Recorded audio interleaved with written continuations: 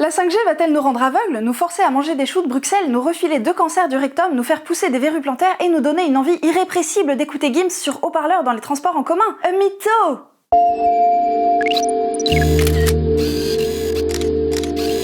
Avant de savoir si la 5G est dangereuse pour la santé, c'est quoi la 5G au juste? Eh bien c'est comme la 4G mais en mieux. Le G c'est pour génération. La 5G c'est donc la 5e génération de standard pour les téléphones portables. Techniquement ce sont des ondes, au même titre que la Wi-Fi, la radio de votre grand-père ou même la lumière. Dans la 5G, ces ondes sont utilisées pour transférer des données comme la 4G mais théoriquement jusqu'à 10 fois plus rapide. Le dernier clip d'Ariana Grande chargera en 2 secondes sur votre téléphone. Vous pourrez télécommander votre frigo, vos volets ou vos chaussettes 3.0 en un clin d'œil. D'après ceux qui vous vendent des forfaits téléphoniques et des box internet, le débit sera si rapide qu'on peut même imaginer des villes connectées. Des capteurs qui surveillent le bruit et la qualité de l'air, des lampadaires intelligents qui s'éclairent juste quand vous passez en dessous, et plein de choses auxquelles on n'a pas encore pensé. Ça fait rêver, non? De toute façon, il suffit d'ajouter connecté derrière un mot pour que ça ait l'air vachement classe. Regarde, une poubelle connectée. Tout de suite, on est dans le turfu. Actuellement, la 5G est en train d'être déployée un peu partout en France pour être opérationnelle sur tout le territoire d'ici 2030. Ça veut dire qu'on est en train d'installer des antennes 5G ou de pimper les antennes existantes pour qu'elles émettent de la 5G en plus de la 4G et du reste. Mais alors, on va littéralement baigner dans un océan de 5G? Est-ce qu'on est sûr que c'est vraiment anodin? J'ai entendu dire que ça pouvait provoquer une cataracte, nous rendre stériles, nous filer un cancer ou une dépression. Je sais pas vous, mais j'ai pas très envie de mourir à cause d'un clip d'Ariana Grande téléchargé en 2 secondes et demie. Ou pire, une vidéo de géologie. Mais je vous rassure, et je me rassure aussi en passant, je suis allée voir du côté de l'ANSES, l'organisme public qui évalue à quel point les choses sont dangereuses ou pas. À propos du port de bob et de sandales chaussettes, ils ont pas encore rendu leur avis tant attendu, mais pour la 5G, oui. Il faut savoir qu'aujourd'hui, la 5G c'est globalement le même type d'onde que ses copines les 3 et 4G. L'ANSES conclut que même si les antennes se mettent à émettre de la 5G en plus des autres,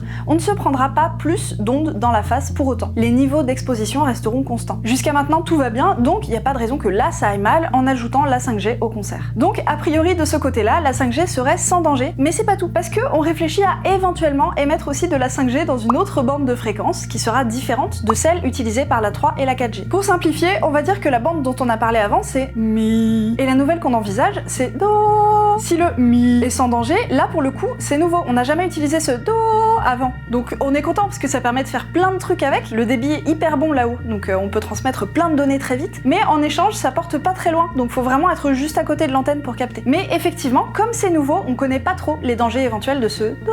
L'ANSES reconnaît qu'aujourd'hui on ne sait pas si oui ou non la 5G dans cette bande de Do peut avoir des effets sur la santé. Il y a des études qui sont en cours là-dessus pour pouvoir trancher, mais pour l'instant c'est encore l'inconnu. A priori, les ingénieurs ont fait des simulations et on risquerait pas grand-chose, mais ça reste à confirmer. En tout cas, cette 5G là est juste un projet, on n'a pas encore planifié de la déployer ni en France ni en Europe, donc ça reste hypothétique, c'est une idée, mais à surveiller quand même dans les années ou les décennies qui viennent. Pour résumer, la 5G c'est quoi? C'est des ondes utilisées pour transférer des données, comme la 4G mais en plus rapide. Est-ce qu'elle est dangereuse? A priori non, puisque la 4G non plus. Par contre, si la 5G n'est a priori pas dangereuse, les chercheurs gardent un œil sur l'hypothétique 5G, où là pour le coup on n'en sait rien. Mais cette 5G n'est jamais qu'une idée à l'heure actuelle, y a rien de concret du tout encore. Donc bon, au vu de ce qu'on sait, la 5G d'aujourd'hui n'est pas dangereuse pour la santé, faut pas croire tout ce qu'on lit sur internet. Internet auquel vous accédez grâce aux ondes. Du coup c'est assez cocasse de penser que les complotistes anti-ondes utilisent les ondes pour communiquer sur les dangers présumés des ondes.